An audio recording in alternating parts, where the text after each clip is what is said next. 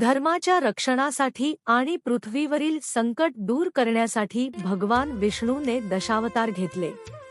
विष्णूने घेतलेले 10 प्रमुख अवतार: मत्स्य अवतार प्रलयात जीवन वाचवले, राजा सत्यव्रत आणि वेद सुरक्षित केले. कूर्म अवतार समुद्र मंथनात मंदार पर्वताला पाठ दिली, देवदानवांना अमृत मिळाले. वराह अवतार पृथ्वीला वराह रूपात वाचवले, हिरण्याक्षाचा नाश केला. नृसिंह अवतार भक्त प्रल्हादाचे रक्षण केले, हिरण्यकशिपूचा नाश केला. वामन अवतार 3 पावलांमध्ये राजा बलीवर नियंत्रण करून सृष्टीचे संतुलन राखले. परशुराम अवतार अधर्मी क्षत्रियांचा नाश करून धर्माची पुनर्स्थापना केली.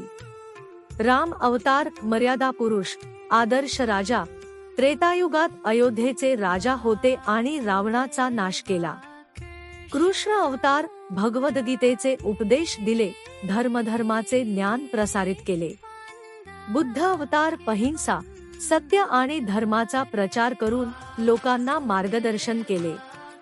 कल्की अवतार भविष्याचा अवतार, कलियुगात अधर्म नष्ट करेल आणि धर्माची पुनर्स्थापना करेल.